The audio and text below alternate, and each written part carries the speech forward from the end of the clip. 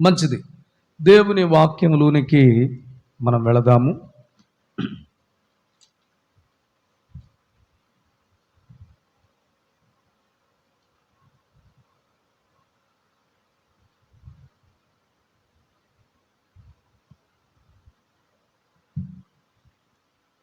మొదటి సమూయేలు గ్రంథం 7వ అధ్యాయము 13వ వచనాన్ని చదువుకుందాం. ఇలాగున ఫిలిష్తీయులు అనపబడిన వారై ఇశ్రాయేలు సరిహద్దులోనికి తిరిగి రాక ఆగిపోయిరి. సమూయేలు ఉండిన దినములన్నిటిలో యెహోవా హస్తము ఫిలిష్తీయులకు విరోధముగా ఉండెను. హల్లెలూయా.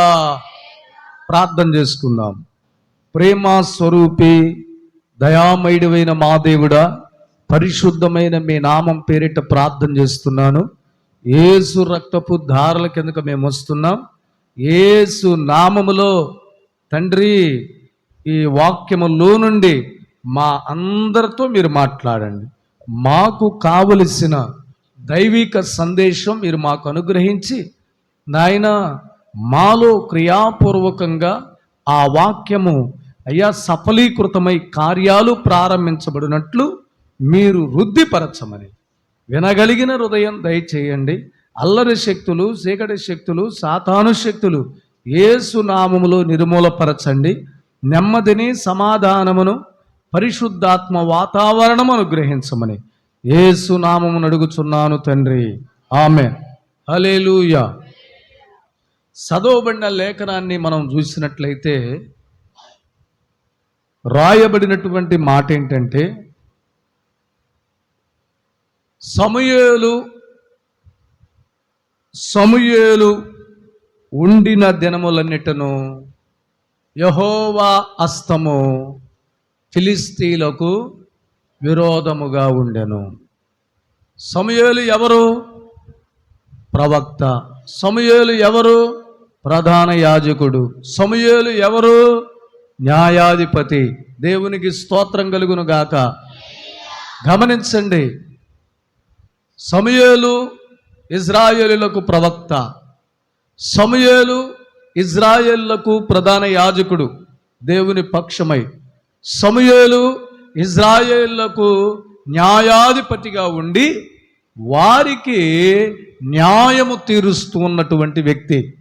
ఇలాంటి సమూయేలు ఇజ్రాయేలీల మధ్యలో ఉన్నంత కాలము ఇజ్రాయేలీలు ఎలా ఉన్నారో తెలుసా? నెమ్మది కలిగి ఉన్నారు. కారణం ఏంటో తెలుసా? దైవజనుడైన సమూయేలు తన ప్రజలైన ఇజ్రాయేలీలతో ఉన్నప్పుడు ఇజ్రాయేలీలకు విరోధంగా లేచినటువంటి ఫిలిష్తీయులందరూ కూడా ఏమైపోయారు తెలుసా? అనపబడ్డారు. దేవునికి స్తోత్రం కలుగును గాక. ఏం చేయబడ్డారండి?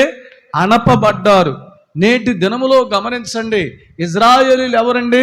ప్రార్థనా పరులు, దేవుని బిడ్డలు, దేవుని చేత ఏర్పరచబడిన వారు, దేవుడు నియమించుకున్నటువంటి జనాంగం. ఇలాంటి ఇజ్రాయేలీలు మీదకి ఎవరు లేపబడ్డారంట? ఫిలిష్తీయులు. ఈ ఫిలిష్తీయులు దేవుని ప్రజల మీదకి లేపబడి అనేక పర్యాయాలు వారిని ఇబ్బందులకు గురి చేస్తా, అనేక పర్యాయాలు శ్రమలకు గురి చేస్తా, అనేక పర్యాయాలు వారిని పలు రకాలుగా హింసిస్తా ఉన్నటువంటి ఈ ఫిలిష్తీయులు ఒకానొక సమయం వచ్చింది, ఇజ్రాయేలు పక్షమై ప్రార్థన చేసే దైవజనుడు, ప్రధాన యాజకుడైన దైవజనుడు, ప్రవక్త అయిన దైవజనుడు, ఆ న్యాయం తీర్చేటటువంటి దైవజనుడు వారి మధ్యలోకి వచ్చేటప్పటికి ఇజ్రాయేలుని అణుస్తున్నటువంటి ఫిలిష్తీయులు ఒకరోజు అనపబడ్డారు. హల్లెలూయా. కొన్నిసార్లు గమనించండి, మన మీద కూడా కొన్ని రోగాలు మనల్ని అణిచివేస్తూ ఉంటాయి, కొన్ని సమస్యలు మనల్ని అణిచివేస్తూ ఉంటాయి, కొన్ని కష్టాలు మనల్ని అణిచివేస్తూ ఉంటాయి, కొన్ని అప్పులు మనల్ని అణిచివేస్తూ ఉంటాయి. కానీ అణపబడిన మనకి నెమ్మది లేని పరిస్థితి, సమాధానం లేని పరిస్థితి, శాంతి లేని పరిస్థితి, ఏమాత్రం కూడా ఆదరణ లేని పరిస్థితుల్లో సహాయము ఎట్నుండి వచ్చిద్దా అని చెప్పని ఎదురు చూస్తూ ఉంటాం. కానీ అలాంటి సమయంలో ఇశ్రాయేలీయులు ఎక్కడికి వచ్చారంట? దైవజనుని దగ్గరకు వచ్చారు. అంటే గమనించండి, మీరు కూడా అదే ఆలోచన కలిగి దైవజనుని యొద్దకు రాగలిగితే అప్పటి వరకు అణపబడిన మీరు, పలు రకాలుగా అణపబడిన మీరు, ఎందుకో ఒకానొక సమయంలో దైవజనుని దగ్గరకు వచ్చినప్పుడు మిమ్మల్ని ఎవరైతే అణిచారో వాళ్ళు అణపబడతారు. దేవునికి స్తోత్రం. మీరు పైకి లేపబడతారు. మిమ్మల్ని ఎవరైతే శ్రమకు, కష్టానికి, బాధలకు గురి చేశారో వారు అణపబడతారు. ఎప్పుడు? దైవజనుని యొద్దకి వచ్చినప్పుడు. ఇశ్రాయేలీయుల మధ్యలో దైవజనుడైన సమూయేలు ఉండిన దినములన్నిటినూ యెహోవా హస్తము ఫిలిష్తీయులకు ఎలా ఉందంట? విరోధంగా. సమూయేలు ఇశ్రాయేలీయులకి తోడుగా ఉన్నంత కాలము ఫిలిష్తీయులు అణపబడ్డారు. హల్లెలూయా. గమనించండి, అణపబడ్డారు. 40 సంవత్సరాలు ఇశ్రాయేలీయులను ఫిలిష్తీయులు అణిచారు. మరొకసారి 20 సంవత్సరాలు ఫిలిష్తీయులు ఇశ్రాయేలీయుల్ని అణిచారు.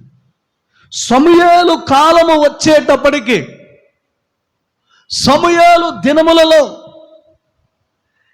ఈ ఇశ్రాయేలీయులు ఏమన్నా జయ జీవితం పొందుతా ఉన్నారు, ఫిలిష్తీయులు ఏమన్నా అణపబడతా ఉన్నారు. ఇశ్రాయేలీయులకు మధ్య, ఫిలిష్తీయులకు మధ్య ఈ సమూయేలు ఉన్న దినములన్నిట దేవుని హస్తమంట ఫిలిష్తీయులకు ఎలా ఉంది? విరోధం. అంతకు మునుపు ఫిలిష్తీయులు ఇశ్రాయేలీయుల్ని ఏది చేయాలంటే అది చేశారు, ఎలా వారిని అణచాలంటే అలా అణిచారు ఫిలిష్తీయులు. కానీ దైవజనుడు ఎప్పుడైతే వచ్చాడో శత్రువులైన ఫిలిష్తీయులు అణపబడ్డారు. శత్రువులైన ఫిలిష్తీయులకు దేవుడు విరోధంగా ఉన్నాడు. వారు ఏ ప్రయత్నం చేసినా, వారు ఏ పని చేసినా, వారు ఏది తలంచినా అన్నీ కూడా విఫలమైపోతా ఉన్నాయి. హల్లెలూయా. అందుకనే గమనించండి, మన మధ్యలో దైవజనుడు ఉండాలి అని బైబిల్ సెలవిస్తా ఉంది. హల్లెలూయా. అందుకే నీ సంఘం మధ్యలో దైవజనుడితో సహవాసం నీకుందా? దైవజనుడితో విరోధం ఉందా? గమనించు. నువ్వు దైవజనుడితో సమాధానంగా ఉన్నావా? నువ్వు దైవజనుడు ప్రేమిస్తున్నావా? నీవు దైవజనుడు చెప్పిన మాట నువ్వు వింటున్నావా? నీ జీవితంలో అణచబడే పరిస్థితికి మీరు వెళుతున్నారంటే ఒకవేళ దైవజనుడితో సమాధానం లేదేమో. ఈ రాత్రి, ఈ మధ్యాహ్న వేళలో దేవుడు అట్టి సమాధానము కలుగజేయునుగాక. హల్లెలూయా, హల్లెలూయా. గమనించు, నువ్వు ఎవరితోనైనా విరోధంగా ఉండు, ఆ దేవుడు క్షమిస్తాడేమో. కానీ దైవజనుడితో విరోధం పెట్టుకున్నావు అనుకో, దైవజనుడి మీద నెపాలు మోపేవనుకో, దైవజనుడికి విరోధంగా మాట్లాడేవనుకో, దైవజనుడికి వ్యతిరేకంగా ప్రవర్తించేవనుకో, పరిస్థితి ఎలా ఉండిద్దండి? అణపబడే పరిస్థితి ఎదురైంది. గమనించు, ఈ ఫిలిష్తీయులు ఇశ్రాయేలీయులకి విరోధంగా ఇశ్రాయేలీయుల్ని అణుస్తున్న దినాల్లో ఇశ్రాయేల్ మధ్యలోకి ఎవరు వచ్చారంట? సమూయేలు అనే దైవజనుడు వచ్చాడు. హల్లెలూయా. అందుకే గమనించు, నీ ఇంట్లో దైవజనుడు ఉండాలి, నీ సంఘములో దైవజనుడు ఉండాలి, నీ పక్షమై ప్రార్థన చేయటానికి దైవజనుడు అవసరం. హల్లెలూయా. దైవజనుడు నీకు కావాలి. అందుకనే బైబిల్లో మనం చూస్తాం, ఎలీషా ప్రవక్త దినాల్లో ఎదవరాలు పెనిమిటిని పోగొట్టుకుంది. ప్రవక్తల శిష్యుల్లో ఒకని భార్య ఎవరిని ఆశ్రయించిందండి? ఎవరిని ఆశ్రయించింది? దైవజనుడిని ఆశ్రయించింది. హల్లెలూయా. ఎవరిని ఆశ్రయించింది? దైవజనుడిని ఆశ్రయించింది. ఆమెకున్న అప్పులోళ్ళు పలు ఇబ్బందులు పెట్టారు, పలు శ్రమలకు గురి చేశారు. వారిద్దరు కుమారులను తీసుకుని వెళ్ళాలన్నారు. అయితే ఈమె వెంటనే దైవజనుడి దగ్గరికి వెళ్ళి చెప్పింది, దైవజనుడా, నేను ఎదవరాలన్న సంగతి నీకు తెలుసు. నా పెనిమిటి నీ శిష్యులకు ఉండి నీ దగ్గర పరిచర్య చేశాడన్న సంగతి నీకు తెలుసు. అయితే అతడు బ్రతికున్న దినాల్లో అప్పులు చేశాడు. ఇప్పుడు ఆయన చనిపోయాడు. అప్పులు వారందరూ వచ్చి నా ఇంటి మీద పడ్డారు. పలుమార్లు నన్ను అవమానానికి గురి చేస్తున్నారు, బాధకు గురి చేస్తున్నారు, ఒత్తిడికి గురి చేస్తున్నారు. నాకున్న 2 పిల్లలను తీసుకొని వెళ్ళి ఊడికిని చేయించుకొని అప్పు తీరే అంతవరకు బానిసలుగా ఉండమని అడుగుతున్నారు. ఇప్పుడు నన్ను ఏం చేయమంటావు అని అడిగితే దైవజనుడు ఆమె ఇంటికి వచ్చాడు. హల్లెలూయా. ఈరోజు మరి నువ్వు ఫ్యాషన్ అయిపోయింది. ఏంటో తెలుసా? రోగం వచ్చిందనుకో, ప్రార్థన చేయండి పాస్టర్ గారు అంటలా. ఏ హాస్పిటల్ బాగుండేది అంటావు? ఎవరికి ఫోన్ చేస్తున్నారు? గమనించండి.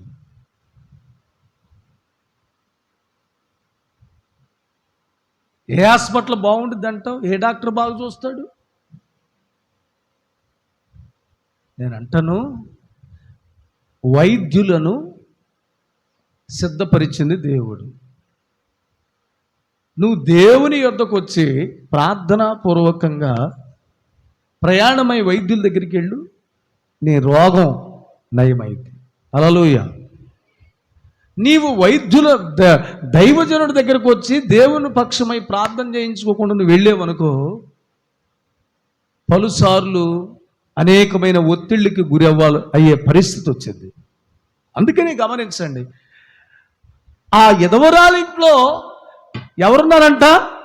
దైవజనుడు ఉన్నాడు కనుకనే వెళ్ళగలిగింది. అంత మాత్రమే కాదు, అదే ఎలీషా ప్రవక్త షునోమి పట్టణానికి వెళ్ళాడు, గొన్రాలు ఇంటికి. ఎక్కడికి వెళ్ళాడు? గొన్రాలు ఇంటికి వెళ్ళాడు. ఆమె ఇంట్లో ఎప్పుడైతే దైవజనుడు ప్రవేశించాడో ఆమె ఒక గది కట్టించింది. బల్ల, మంచము, దీపస్తంభం అక్కడ పెట్టింది. ఆ దైవజనుడితో చెప్పింది, దైవజనుడా, నీవు వచ్చుచూ పోవచ్చు ఉన్నప్పుడల్లా ఇదిగో ఈ గదిలోకి వచ్చి బస చేసి వెళ్ళమంది. హల్లెలూయా. అతడు ఆ మార్గమున వచ్చుచూ పోవచ్చు ఉన్నప్పుడల్లా ఆమె ఇంటికి వెళ్ళి బస చేసినప్పుడు ఆమెకున్న అవసరత ఏంటి? గర్భఫలం లేదు. దేవుడు ఏమిచ్చాడంట? గర్భఫలాన్ని ఇచ్చాడు. అంటే దైవజనుడు ఆ ఇంట్లో ఉండడం వల్ల ఏం జరిగింది? మూయబడిన గర్భము తెరవబడింది. దేవునికి స్తోత్రం కలుగును గాక. హల్లెలూయా. మూయబడిన గర్భం ఏమైంది? తెరవబడింది. గమనించండి,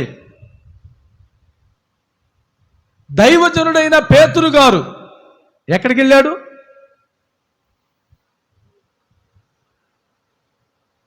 కైసరు అయినటువంటి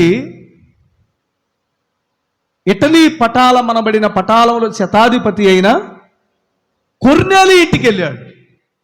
ఏం జరిగింది అక్కడ? ఆ కొర్నేలి అంటాడు, అయ్యా నీవు వచ్చినది మంచిది. హల్లెలూయా. అంటే దైవజనుడు కొర్నేలి ఇంట్లోకి వెళ్ళటం వల్ల ఏం జరిగింది? కొర్నేలి ఇల్లు రక్షణ పొందింది. దేవునికి స్తోత్రం. ఆ కాలములో దైవజనుడు అయిన సమూయేలు ఇజ్రాయేలు మధ్యలో ఉన్నాడు. దైవజనుడైన ఎలీషా ప్రవక్తల శిశువుల భార్య అయిన ఆమె ఇంట్లో ఉన్నాడు. దైవజనుడైన ఎలీషా షునేమి పట్టణంలో గొన్రాలు ఇంట్లో ఉన్నాడు. దైవజనుడైన ఎలీషా ఎక్కడున్నాడంట? పేతురు ఎక్కడున్నాడో? కొర్నేలి ఇంట్లో ఉన్నాడు. యేసు ప్రభు కూడా ఆ మార్గమున వచ్చుచూ పోవుచున్నప్పుడల్లా ఎక్కడికి వెళ్ళాడంట? బేతనియాలో ఉన్న మార్తా మరియా లాజరు ఇంటికి వెళ్ళేవాడు. ఆ ఇంట్లో యేసు ఉండటం వలన చనిపోయిన లాజరు తిరిగి బ్రతికాడు. హల్లెలూయా. అందుకే గమనించండి, మన ఇంట్లో ఎవరుండాలో తెలుసా? దైవజనుడు ఉండాలి. ఆమేన్ చెప్పండి. ఎవరుండాలండి? ఇప్పుడు ఈ దైవజనుడు ఇజ్రాయేలీల మధ్యలో ఉన్నాడు గనుక ఇజ్రాయేలీలు చెర అనేటటువంటి అనుభవంలో నుండి విడుదల పొంది వారు ఏమయ్యారో తెలుసా? దైవజనుడిని ఎంబడించడం వల్ల, దైవజనుడితో ఉండడం వల్ల, దైవజనుడు ప్రజలతో ఉండడం వల్ల శత్రువుల నుండి విడిపించబడి శత్రువులు అణిచివేయబడేటట్లయ్యారు. శత్రువులు విరోధంగా దేవుడు వారికి తన చెయ్యి చాపాడు. హల్లెలూయా. అందుకే అసలు ఈ ఫిలిష్తీయులు ఎవరు? ఈ ఫిలిష్తీయుల స్వభావం ఏంటి? ఈ ఫిలిష్తీయుల యొక్క ఆలోచన ఏంటి అని మనం చూస్తే, ఫిలిష్తీయులు ఎవరంటే హాము సంతతి వారు. ఎవరండి? హాము సంతతి వారు. ఈ హాము ఎవరు? నోవాహు కుమారుడు. ఎవరండి? షేము, హాము, యాపేతు. అంటే నోవాహు రెండవ కుమారుడు ఎవరు? హాము. అంటే ఇతన్నే కానాను శపించబడినవాడు. అంటే హాము అనగా అర్థం ఏంటి? శపించబడినవాడు. ఈ శపించబడిన సంతతిలో పుట్టినటువంటి వారే ఫిలిష్తీయులు. గమనించండి, ఫిలిష్తీయులు ఎవరంటే శపించబడిన వారు. ఎవరండి? శపించబడిన వారు. ఇప్పుడు ఈ శపించబడిన వారు దేవుని ప్రజలతో ఎలా ఉంటారు? పొసుకుతారా?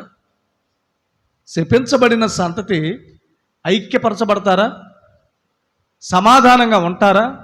ప్రేమను చూపిస్తారా? ఐక్యమత్యం కలిగి ఉంటారా? అందరిలో కలిసిపోతారా? కలవరు. ఈ శపించబడిన వాడు ఎలా ఉంటాడు చూడండి. ఆదికాండం 26వ అధ్యాయము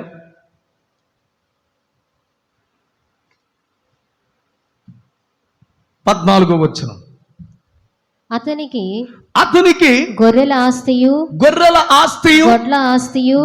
ఆస్తియు దాసులు గొప్ప సమూహమును కలిగినందున ఫిలిష్తీయులు అతని యందు అసూయపడిరి. హల్లెలూయా. శపించబడిన వారిలో ఉన్న మొదటి లక్షణం ఏంటో తెలుసా? ఏముందండి? అసూయ.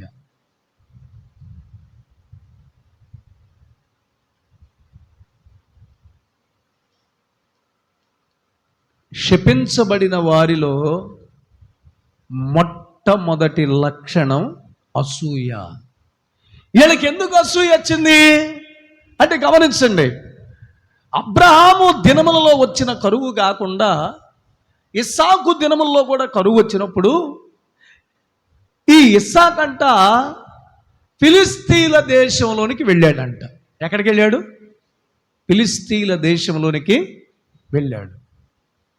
మొత్తానికి ఫిలిష్తీయుల దేశంలోనికి ఇస్సాకు వెళితే ఆ ఇస్సాకు ఆ సంవత్సరము ఫిలిష్తీయుల దేశములో విత్తనం వేశాడు. హల్లెలూయా. ఏం వేశాడు? విత్తనం. ఏం వేశాడు చెప్పండి? చెప్పాలి అందరూ. విత్తనం. ఏందో అర్థం కాల విచిత్రం. ఆ సంవత్సరం 100 రెట్లు ఫలం పొందిందంట. హల్లెలూయా. ఎన్ని రెట్లు? 100 రెట్లు ఫలం పొందెను. యెహోవా అతన్ని ఆశీర్వదించెను గనుక ఆ మనుష్యుడు గొప్పవాడాయను. ఇస్సాకు ఆ దేశంలో ఏమయ్యాడంట? యెహోవా ఆశీర్వదిస్తే గొప్పవాడయ్యాడు. 2, అతడు మిక్కిలి గొప్పవాడగు వరకు క్రమక్రమముగా అభివృద్ధి పొందెను. దేవునికి స్తోత్రం. ఇస్సాకు గొప్పవాడు అవడం, ఇస్సాకు అభివృద్ధి పరచబడటం, ఇస్సాకు 100 రెట్లు ఫలము పొందటం అంత మాత్రమే కాదు, ఇస్సాకు ఆ గొర్రెలు గొడ్లు ఆ సమూహమును దాసదాసీలను సంపాదించుకోవటం ఫిలిస్తీన్లు చూసి అసూయపడ్డారు. ఏం చూశారండి? గమనించండి. నీ ఇంట్లో గమనించండి, ఏదన్నా మంచి వస్తువు ఉందనుకో, నిన్ను చూసి ఎవరైనా అసూయ పడుతున్నారు అనుకో, వాళ్ళు ఫిలిస్తీన్లు. వాళ్ళు ఎవరండి? వాళ్ళెవరో ఫిలిస్తీన్లు. నీ ఎదుగుదలను చూసి అసూయ పడితే, నీ ఆత్మీయతను చూసి అసూయ పడితే, నీ సంతోషాన్ని చూసి అసూయ పడితే, నీ ఆనందాన్ని చూసి ఎవడైనా అసూయ పడితే, నీ అభివృద్ధిని చూసి ఎవడైనా అసూయ పడితే వాడు ఫిలిస్తీయుడు. వాడు శపించబడిన వాడు గనక, శపించబడిన వాడికి ఉన్న లక్షణం ఏంటంటే అసూయ పడతాడు. అసూయ పడతాడు. ఈ అసూయ అనేది పాపముతో సమానం. ఎక్కడ రాయబడింది ఈ మాట? అపోస్తులైన పౌలు చదవద్దులే, గలతీయులు రాసిన పత్రిక 5వ అధ్యాయం 19వ వచనంలో శరీర కార్యములు స్పష్టమైనవి అవేవనగా అని రాస్తూ ఆ లిస్టులో ఏముందంట? అసూయ ఉంది. ఏముంది? అసూయ ఉంది. అంటే అసూయ అనేది దేంతో సమానం అంటే పాపముతో సమానం.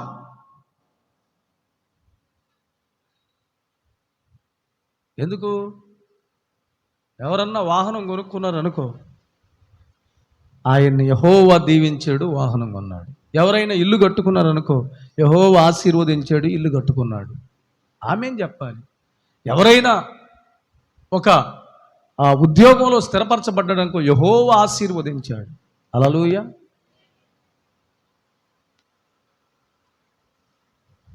దేవుడు ఆశీర్వదిస్తేనే ఇస్సాకు గొప్పోడయ్యాడు. దేవుడు ఆశీర్వదిస్తేనే ఇస్సాకు అభివృద్ధి పరచబడ్డాడు. దేవుడు ఆశీర్వదిస్తేనే ఇస్సాకు 100 ఫలము పొందాడు. దేవుడు ఆశీర్వదిస్తేనే ఇస్సాకు దగ్గరికి దాసులు దాసీలు పనివారు అందరూ వచ్చారు. ఇప్పుడు దేవుడు ఆశీర్వదించడానికి ఇస్సాకు చేసింది ఏంటి అంటే దేవుని మాట విన్నాడు. హల్లెలూయా. ఏమన్నాడండి? దేవుని మాట విన్నాడు. రాత్రి చెప్పే వాక్యం ఏమని? అభివృద్ధి ఎవరు పొందుతారో వాళ్ళకి ఏమొస్తాయి? హింసలు వస్తాయి అని చెప్పా. హల్లెలూయా. ఎవడు సంఘంలో ఘనపరచబడతాడో వాడికి ఏమొస్తాయి? హింసలు వస్తాయి. సంఘంలో ఎవడు విస్తరిస్తున్నాడో వాడికి ఏమొస్తాయి? హింసలు వస్తాయి. అలాగుననే ఇస్సాకు ఆశీర్వాదాన్ని చూసి ఈ ఫిలిస్తీన్లు ఏం పడ్డారంట? అసూయ పడ్డారు. ఈ అసూయ పడి ఏమంటున్నారు తెలుసా? అబ్బాయి నువ్వు ఎక్కడుంటే కుదరదు, నువ్వు ఎక్కడుండి వెళ్ళిపో. ఏమంటున్నారు? 15వ వచనంలో ఏమన్నారు? అతని తండ్రి అయిన అబ్రహాము దినములలో అతని తండ్రి దాసులు తవ్విన బావులన్నిటిని ఫిలిస్తీన్లు పూడ్చివేసిరి. 16వ వచనం, అబీమెలెకు నీవు మాకంటే బహు బలము గలవాడవు కనుక మా యొద్ద నుండి వెళ్ళిపోమ్మని ఇస్సాకుతో చెప్పగా. ఓరే వారే వారే అసూయ పరులు ఏమన్నారండి? ఏమన్నారు? వెళ్ళిపో. హల్లెలూయా. అంటే నేను అంటాను, ఫిలిస్తీన్లకు విత్తనం వేసే అలవాటు లేదు. ఫిలిస్తీన్లు దేవుని మాట వినే అలవాటు లేదు. ఫిలిస్తీన్లు దేవుని భయము కలిగిన వారు కాదు. ఎందుకు? వాడు శపించబడిన వాడు గనక వాడి ఆలోచన వేరుగా ఉండేది, వాడి తలంపు వేరుగా ఉండేది, వాడి ఉద్దేశం వేరుగా ఉండేది. అందుకే ఎత్తనం వేసే మనసు లేదు, ఎత్తనం వేసే స్వభావం లేదు, ఫలము చూడాలన్న ఆసక్తి లేదు. కనుక 1 అసూయ పడ్డాడు, 2 నువ్వు ఎక్కడి నుండి వెళ్ళిపో. ఏమన్నారు? ఎక్కడి నుండి వెళ్ళిపో. ఇక వెంటనే ఈ ఇస్సాకు గారు అక్కడ లేడు. తన మందని, తన పశువులను, తన గొర్రెలను, తన కలిగిన సమస్తాన్ని తీసుకొని గేరారు ప్రాంతానికి వచ్చాడు. హల్లెలూయా. ఏం చేశాడంట? గేరారు ప్రాంతానికి వచ్చాడు.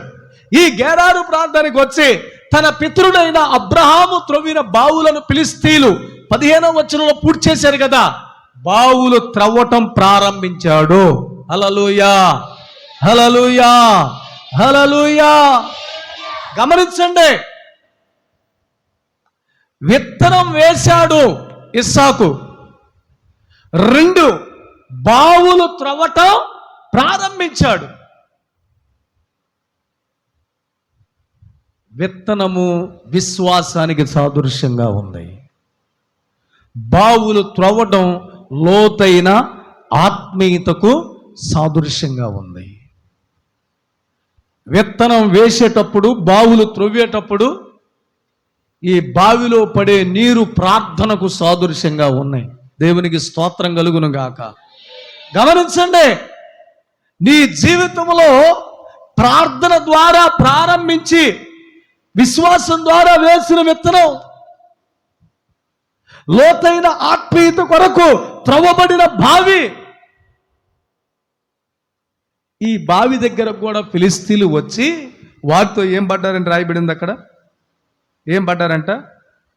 ఇస్సాకు త్రవ్విన బావి దగ్గర 18వ వచనంలో, ఏలయనగా అబ్రహాము మృతి పొందిన తర్వాత ఫిలిష్తీయులు వాటిని పూడ్చివేసిరి. అతడు తన తండ్రి వాటికి పెట్టిన పేళ్లు చొప్పున గాక తిరిగి వాటికి పేళ్లు పెట్టెను. మరియు ఇస్సాకు దాసుల లోయలో త్రవ్వగా జలలు గల నీళ్ల బావి దొరికెను. అప్పుడు గేరారు కాపర్లు ఇస్సాకు కాపర్లతో జగడమాడి, ఈ నీరు మాది అని చెప్పిన గనుక వారు తనతో కలహించినందున అతడు ఆ బావికి ఎషేకు అని పేరు పెట్టెను. ఎషేకు అనే మాటకు అర్థం ఏంటి? జగడమాడు. అంటే ఫిలిష్తీయుల్లో ఉన్న గుణం ఏంది? జగడాలు. ఏమున్నాయంట? ఏముందంట? జగడమాడటం.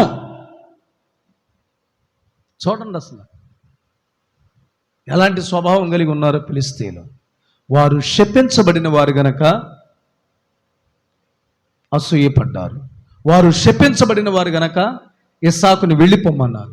వారు శపించబడిన వారు గనక జగడాలు పెట్టుకున్నారు. అంటే ఎవరైనా సంఘంలో జగడాలు పెట్టుకుంటున్నారంటే వాళ్ళు ఎవరండి? ఫిలిష్తీయులు. ఎవరు? ఫిలిష్తీయులు. ఇంకొక మాట చూద్దాం. చూడండి, పరిశుద్ధ బైబిల్ గ్రంథంలో ఫిలిష్తీయులకు ఉన్న లక్షణం ఏంటో చూద్దాం. 1 సమూయేలు గ్రంథం 4వ అధ్యాయం 17వ వచనం. 1 సమూయేలు గ్రంథం 4వ అధ్యాయం 17వ వచనం. అందుకతడు ఇశ్రాయేలీయులు ఫిలిష్తీయుల ముందర నిలవలేక పారిపోయిరి. జనులలో అనేకులు హతులైరి. హోప్ని ఫినెహాసు అను ఇద్దరు కుమారులు మృతులైరి. మరియు దేవుని మందసము పట్టబడెను అని చెప్పెను. పట్టబడెను అంటే ఫిలిష్తీయులు దేవుని మందసాన్ని ఏం చేశారంట? ఏం చేశారండి? ఏం చేశారు? పట్టుకున్నారు. శపించబడిన వారు మందసాన్ని పట్టుకోవచ్చా? పట్టుకోకూడదు. వారి పితరుడైన హాము శపించబడిన వాడు, శపించబడిన సంతతిలో పుట్టిన వీరు కలహము చేత, ఓర్పు లేక జగడాలు పెట్టుకున్న వీరు ఏం పట్టుకున్నారంట? ఏం పట్టుకున్నారు? దేవుని మందసాన్ని పట్టుకున్నారు. గమనించండి, దేవుని మందసాన్ని పట్టుకునే వారిలో కలహాలు ఉండకూడదు. దేవుని మందసాన్ని పట్టుకునే వారిలో ఓర్పు లేని తనం, ఇతరులు ఎదుగుదల చూసి నీతో మాకేం పని, ఇక్కడ నుండి వెళ్ళిపో అనకూడదు. దేవుని మందసాన్ని చూసి జగడం ఆడకూడదు. అంటే గమనించండి, ఎవరిలో కలహాలు ఉంటాయో, ఎవరిలో అసూయనిద్దో, ఎవరిలో జగడాలు ఉంటాయో వాడు మందసాన్ని పట్టుకోకూడదు. హల్లెలూయా. ఈ ఫిలిష్తీయులు ఏం చేశారంట? మందసాన్ని పట్టుకున్నారు. నాలుగవదిగా మందసాన్ని ఫిలిష్తీయులు పట్టుకున్నారు. దానివల్ల వాళ్ళకి ప్రాణహాని జరిగింది. ఐదో మాట చెప్పి నేను వాక్యంలోకి వెళ్తా ఫిలిష్తీయుల గురించి. 17వ అధ్యాయము 2వ వచనం చూడండి. మొదటి సమూయేలు. సౌలును ఇశ్రాయేలీయులను కూడి వచ్చి ఏలా లోయలో దిగి ఫిలిష్తీయులకు ఎదురుగా యుద్ధ పంక్తులు తీర్చిరి. ఫిలిష్తీయులు ఆ తట్టు పర్వతం మీదను ఇశ్రాయేలీయులు ఈ తట్టు పర్వతం మీదను నిలిచి ఉండగా ఉభయుల మధ్యను ఒక లోయ ఉండెను. గాతు వాడైన గొల్యాతు అని ఒక శూరుడొకడు ఫిలిష్తీయుల దండులో నుండి చదవండి బయలుదేరుచు ఉండెను. అతడు 6 మూళ్ల జానెడు ఎత్తు మనిషి. అతని తల మీద రాగి శిరస్రాణం ఉండెను. అతడు యుద్ధ కవచము ధరించి ఉండెను.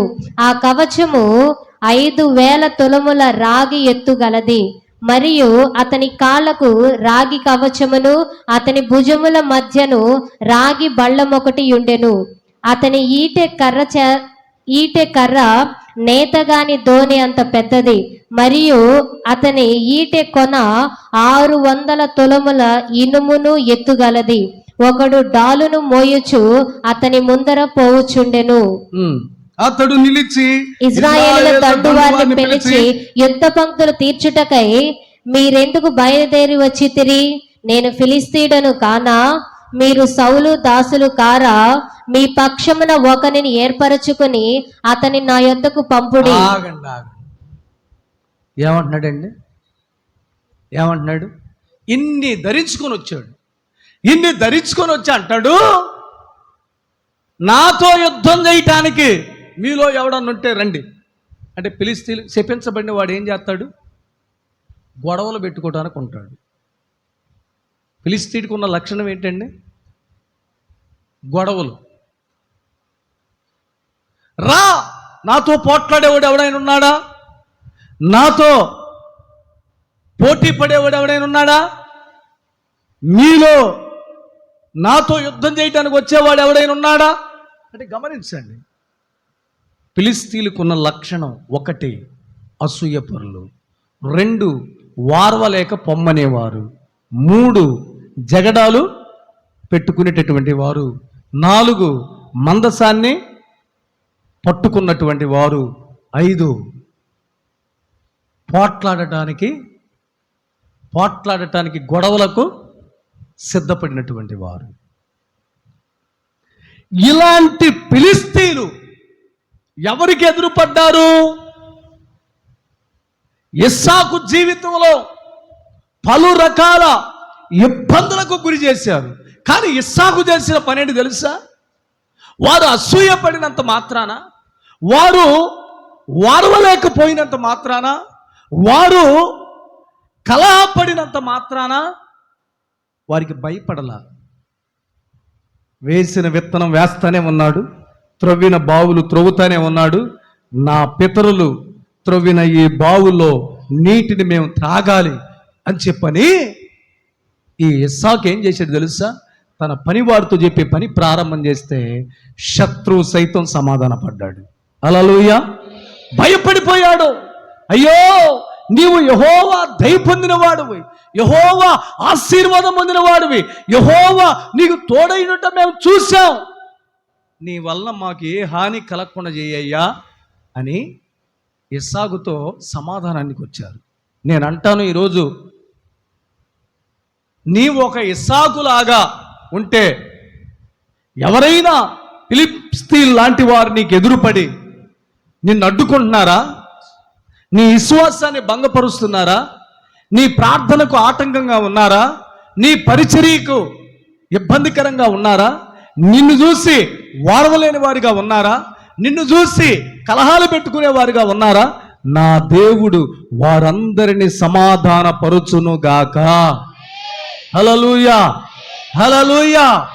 హల్లెలూయా. అందుకనే గమనించండి,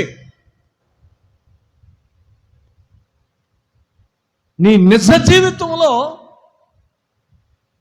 లోతైన అనుభవంలోకి నువ్వు వెళ్ళాలి, లోతైన ఆత్మీయతలోనికి నువ్వు వెళ్ళాలి, లోతైన అభిషేకాన్ని నువ్వు పొందాలి. ఇది లేకుండా ఫిలిస్తీన్ లాంటి ఆలోచనలు కలిగి ఉంటే అణపబడే స్థితి రాబోతుంది. హల్లెలూయా. ఆ స్థితి రాక మునిపే కలహపడే స్వభావం, వారవలేని స్వభావం, ఆ తర్వాత అసూయపడే స్వభావం, ఆ తర్వాత ఎలా పడితే అలా మందసాన్ని పట్టుకునే స్వభావం, ఆ తర్వాత ఎలా పడితే అలా గొడవలకు పురికొలిపే స్వభావం ఈరోజు ఎవరెవరిలో ఫిలిస్తీన్ లాంటి ఆలోచనలు ఉన్నాయో అవి తొలగిపోవునుగాక. ఆమేన్. అందుకే ఇజ్రాయేలీలకు విరోధంగా లేచిన ఫిలిస్తీన్లు ఏమయ్యారండి? ఏమయ్యారు? అణపబడ్డారు. కారణం ఏంటి? దైవజనుడు వారి మధ్యలో ఉన్నాడు. ఈ దైవజనుడు వారి మధ్యలో ఉండటం వల్ల జరిగిన శ్రేష్టమైనటువంటి వారికి అవకాశం ఏంటో తెలుసా? భాగ్యము. దేవుడే దిగొచ్చి వారి పక్షాన తన హస్తము దాశాడు. హల్లెలూయా. దైవజనుడు ఉండటం వల్ల దేవుని హస్తము ఈ రోజులకి ఎలా ఉందంట? శత్రువులకి విరోధంగా ఉంది. ఈరోజు గమనించండి, దైవజనుడు నీ ఇంట్లో ఉంటే, దైవజనుడు నీ సంఘములో ఉంటే దేవుడు వారితో ఉంటాడు. హల్లెలూయా, హల్లెలూయా.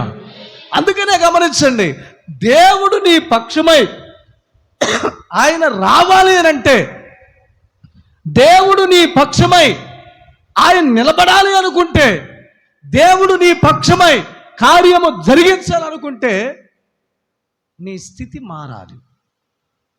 ఇదివరకు చేసిన భక్తి కాదు, ఇదివరకు చేసిన ప్రార్థన కాదు, ఇదివరకు నేను దర్శనం వచ్చేది, ప్రవచనం వచ్చేది, నేను కలలు కనే దానను, నేను ప్రార్థన చేస్తే ఏదైనా జరిగేది, అదిగా. ఇప్పుడు ప్రజెంట్ నువ్వు ఎలా ఉన్నావు? నువ్వు దేవుని మధ్యలోనికి రావాలి, దేవుని సంఘంలో నువ్వు నిలబడాలి, దేవునితో సహవాసం కలిగి నువ్వు జీవించాలి. అందుకే వాక్యం అంది, దైవజనుడు వారితో ఉన్నంత కాలం యెహోవా హస్తము ఫిలిస్తీయులకు విరోధంగా ఉంది. ఈరోజు గమనించు. అందుకే వాక్యములో మనం చూస్తే దైవజనుడు ఎలాంటి వాడు? ఈ ఇజ్రాయేలుల మధ్యలో దైవజనుడు వస్తే దేవుడు వచ్చాడు కదా, ఈ దైవజనుడు ఎలాంటోడు చూద్దాం. పరిశుద్ధ బైబిల్ గ్రంథంలో మనం చూస్తే మొదటి సమూయేలు గ్రంథం 3వ అధ్యాయం 3వ వచనం చూస్తే దైవజనుడు ఎలాంటి వాడు రాయబడి ఉంది. దీపము ఆరిపోకమునపు సమూయేలు దేవుని మందసమున్న యెహోవా మందిరములో పండుకొని ఉండెను. దేవునికి స్తోత్రం. ఎప్పుడండి? ఎప్పుడు పడుకున్నాడంట? దీపం ఆరిపోకమునిపే. హల్లెలూయా. అంటే అర్థం ఏంటి తెలుసా? దీపం ఆరిపోకమునిపి అన్నాడు కదా, అర్థం ఏంటి తెలుసా? దేవాలయంలో ఏముందంట? ఏముంది? మందసం ఉంది. ఏముందండి? ఏముంది? మందసం ఉంది.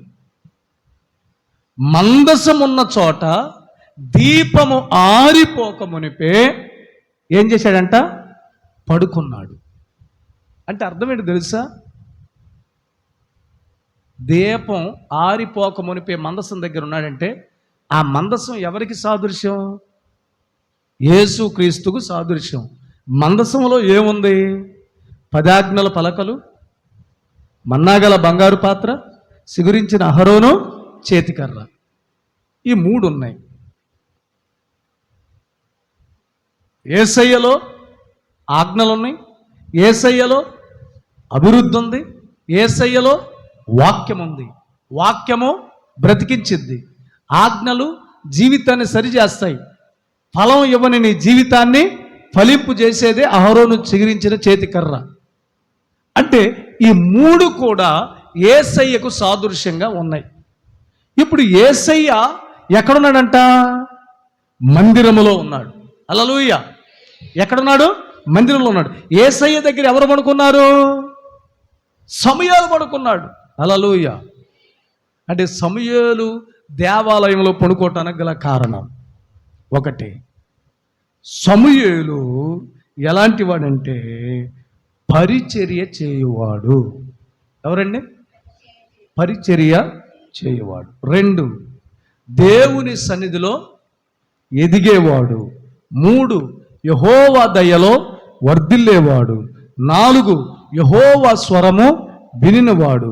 5, యెహోవా ప్రవక్తగా సిద్ధపరచబడినవాడు. 6, ప్రార్థనాపరుడు. దేవునికి స్తోత్రం. ప్రార్థనాపరుడు. 7, అతడు దేవునికి నమ్మకమైన ప్రధాన యాజకుడు. హల్లెలూయా. ఇన్ని అనుభవాలు ఉన్నవాడు ఎక్కడ పడుకున్నాడంట? దేవాలయంలో మందసం ఉన్న చోట దీపము ఆరిపోక మునిపే పడుకున్నాడు. అందుకని గమనించండి, మనం కూడా దీపము ఆరిపోక మునిపే మందసమున్న మందిరములోనికి రావాలి. హల్లెలూయా. హల్లెలూయా. మందసమున్న మందిరములోనికి దీపము ఆరిపోక మునిపే రావాలి. కష్టం వచ్చినప్పుడు కాదు, అప్పులు ఉన్నప్పుడు కాదు, రోగం వచ్చినప్పుడు కాదు, సమస్యలు వచ్చినప్పుడు కాదు, బాధలు వచ్చినప్పుడు కాదు మందిరంలోకి వచ్చేది. ఎప్పుడు రావాలంట? ప్రతిరోజు కూడా దీపము ఆరిపోక మునుపు రావాలి. హల్లెలూయా. హల్లెలూయా. ఎప్పుడు రావాలి? దీపము ఆరిపోక మునుపు దేవాలయంలోకి మందసమైన యేసయ్య దగ్గరికి రావాలి. నా ఇష్టం వచ్చినప్పుడు వస్తాను,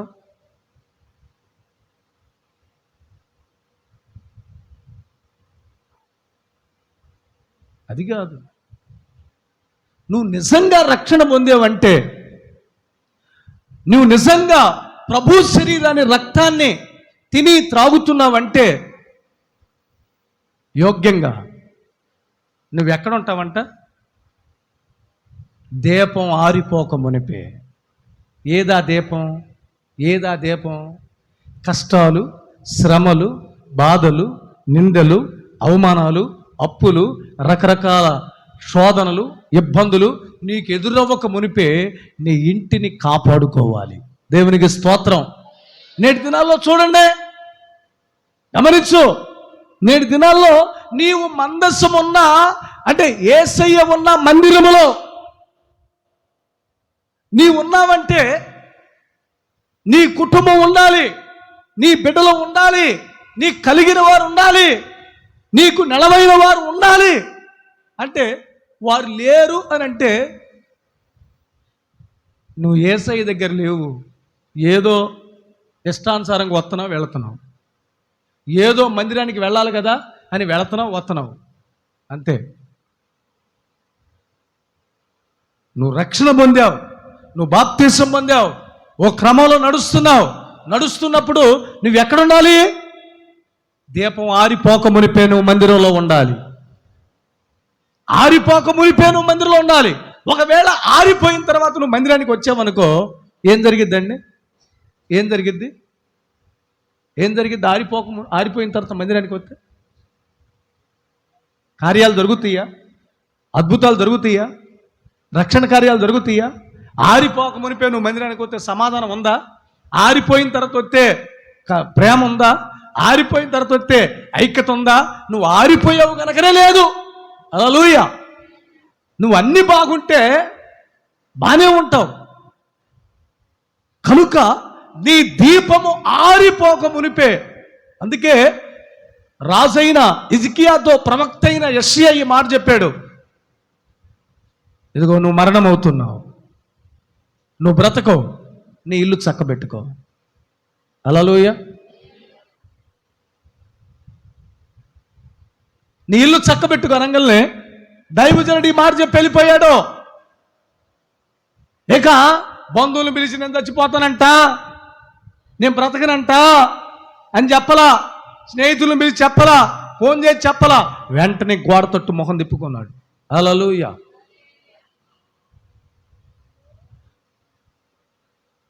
గోడ తట్టు మొహం తిప్పుకున్నాడు.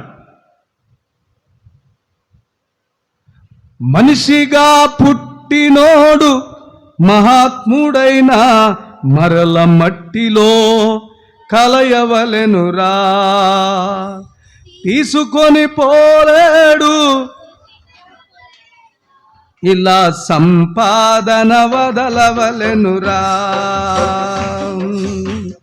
మనిషిగా పుట్టినోడు మహాత్ముడైన మరల మట్టిలో కలయవలెనురా, తీసుకొని పోలేడు పూచికప్పులైనా ఇలా సంపాదన వదలవలెనురా.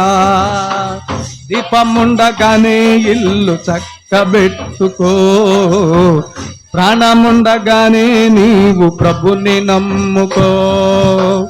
దీపముండగానే ఇల్లు చక్కబెట్టుకో, ప్రాణముండగానే నీవు ప్రభుని నమ్ముకో.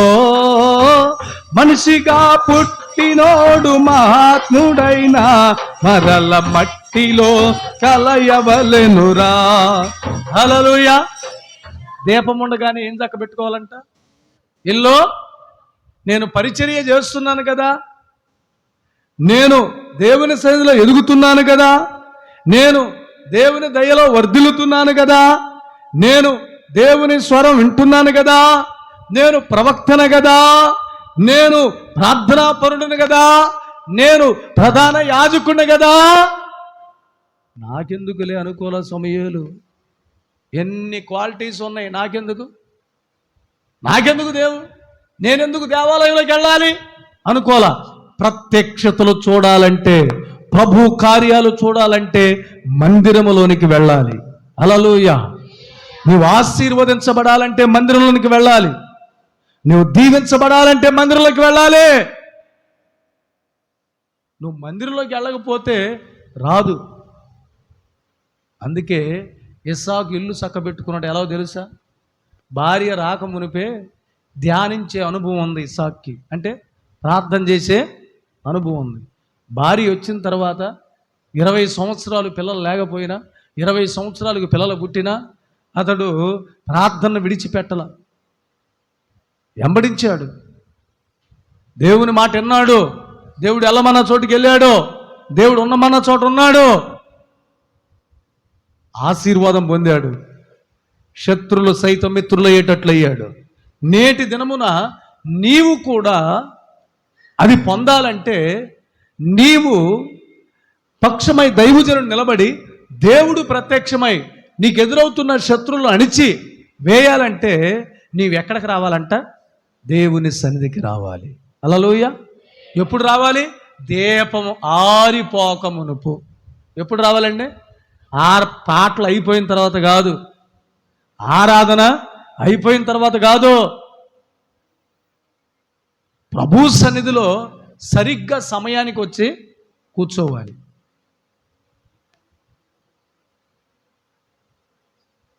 పన్నెండు గంటలకి 12:30, 1 గంట లోపు అన్నం తినకపోతే గ్యాస్ ట్రబుల్ వచ్చిందని తెలుసు. కరెక్ట్గా టయానికి వండి పెడతారా పెట్టరా? ఎందుకు? రోగం వచ్చిందని. మరి 9 గంటలకు ఆరాధన అన్నప్పుడు ఆరాధనకు రాకపోతే ఇష్టానుసారంగా వస్తే నీ దీపం ఆరిపోయిందా? మండుతుందా? నీ దీపం వెలిగించబడాలంటే సరిగ్గా సమయానికి రావాలి. హల్లెలూయా. హల్లెలూయా. అప్పుడే ప్రభు కార్యం చేస్తాడు, అప్పుడే ప్రభు అద్భుతం చేస్తాడు. నీ ప్రయత్నం నువ్వు చేస్తా, దేవుడి ప్రయత్నం దేవుడు చేశాడు అనుకో. ఒకరోజు 2 పడవల మీద కాలెత్తి ఏం జరిగిద్దండి? ఓ పడవ అటు వెళ్ళిద్ది, ఇటు ఒక పడవ వెళ్ళింది. మధ్యలో ఎవరు పడిపోతారు? నువ్వు పడిపోతావు. సొంత ప్రయత్నం కాదు, దేవుని మీద ఆధారపడాలి. హల్లెలూయా. ఎక్కడ ఆధారపడాలి? దేవుని మీద ఆధారపడాలి.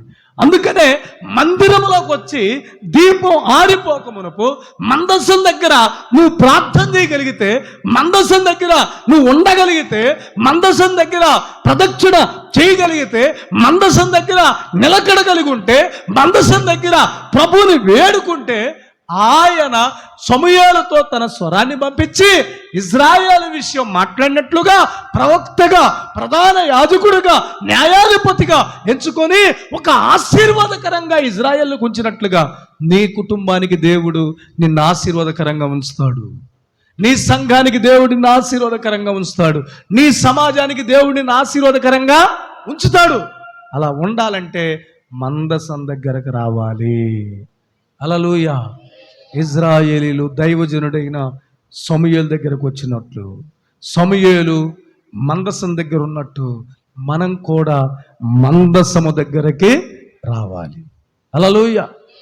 నీ చరిత్ర మార్చబడిద్ది, నీ స్థితి మార్చబడిద్ది, నీవు ఆశీర్వాదకరంగా ఉంటావు, నీవు దీవెనకరంగా ఉంటావు.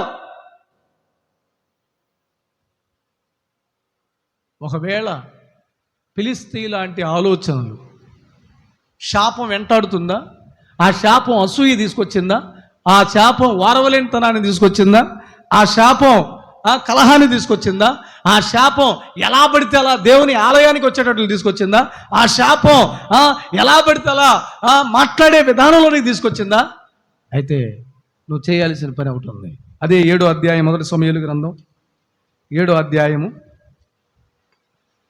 6వ వచనం చూడండి. వారు మిస్పాలో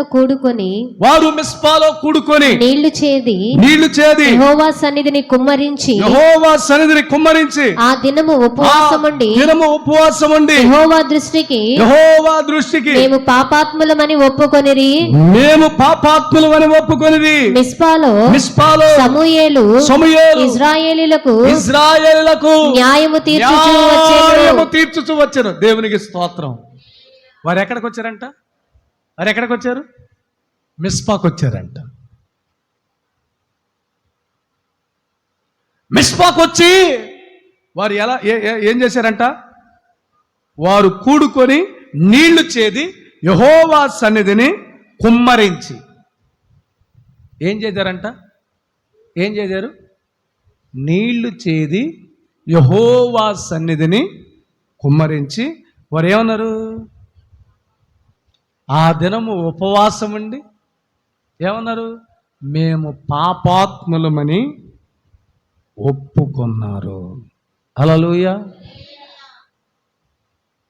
ఒప్పుకొందును నా తప్పిదములన్నీ, ఒప్పుకొందును నా తప్పిదములన్నీ, తప్పులా నుండి మమ్ము రక్షించుమయ్యా స్వామి, తప్పులా నుండి మమ్ము రక్షించుమయ్యా స్వామి. యేసురాజా ఏకా కుమారుడవు, యేసురాజా నీవు ఏకా కుమారుడవు, ఏకా కుమారుడవు, లోకారక్షకుడవు, ఏకా కుమారుడవు, లోకారక్షకుడవు. యేసురాజా నీవు ఏకా కుమారుడవు, యేసురాజా నీవు ఏకా కుమారుడవు. హల్లెలూయా. ఏం చేయాలంట? ఒప్పుకోవాలి. ఏం చేయాలండి? మేము పాపాత్ములమనే ఒప్పుకోవాలి. దావీదు అంటాడు, నా పాపమును కప్పుకొనక ఒప్పుకొందును అనుకొంటిని. దేవునికి స్తోత్రం. అంటే ఒప్పుకోవాలి. పాపము ఒప్పుకున్నప్పుడు పాపము నుండి విడిపించబడి, పరిశుద్ధపరచబడి, పవిత్రపరచబడి దేవుని ఎదుట యోగ్యులంగా ఉంటాం. అప్పుడు ఆశీర్వాదం ప్రారంభమైంది, అప్పుడు దీవెన ప్రారంభమైంది. ఎందుకో పరిశుద్ధాత్మ దేవుడు మనతో మాట్లాడుతున్నాడు. ఇజ్రాయేలీలు సమూయేలు యొద్దకు వచ్చినట్లుగా, ఇజ్రాయేలీలు మిస్పాలో సమూయేలు యొద్దకు వచ్చినట్లుగా మనము కూడా దేవాలయంలోకి వచ్చి దైవజనుడితో సహవాసం కలిగి ఉన్నట్లయితే ఫిలిస్తీన్ లాంటి శత్రువులు, అసూయపరులు, వారవలేని వారు, జగడాలాడేవారు అపవిత్రమైన మనస్సుతో మందసం పట్టుకునేవారు. ఆ తర్వాత ఎలా పడితే అలా శాపగ్రస్తులు కదా, పోట్లాడు మనస్సు కలిగిన వారు మనలో నుండి నిర్మూలపరచబడును గాక. మనము దైవజనుడైన సమూయేలు యొద్దకు ఇజ్రాయేలు వచ్చినట్లుగా మనము కూడా వచ్చుదము గాక. మిస్పాకి ఇజ్రాయేలు దైవజను యొద్దకు వచ్చినట్లుగా మనము కూడా దేవుని మందిరంలోకి వచ్చుదము గాక. దేవుని మందిరంలోకి వచ్చిన మనము సమూయేలు లాగా దీపం ఆరిపోక మునిపే దేవాలయములో కనబడుదము గాక. అట్టి ఆశీర్వాదం, అట్టి దీవెన, అట్టి మేలు నా దేవుడు మీకు అనుగ్రహించును గాక. ఆమేన్. ప్రార్థన చేసుకుందాం. ప్రభువుని అడుగు. నేను ఆశీర్వదించబడకపోవటానికి గల కారణం, నేను దీవించబడకపోవటానికి గల కారణం, నేను మేలు పొందకపోవటానికి గల కారణం, నా జీవితంలో మరి దీవెనలు ఎక్కువగా అనుభవించకపోవటానికి గల కారణం, అయ్యా నా ఫిలిష్తీయుల లాంటి స్వభావం నాలో ఉంటే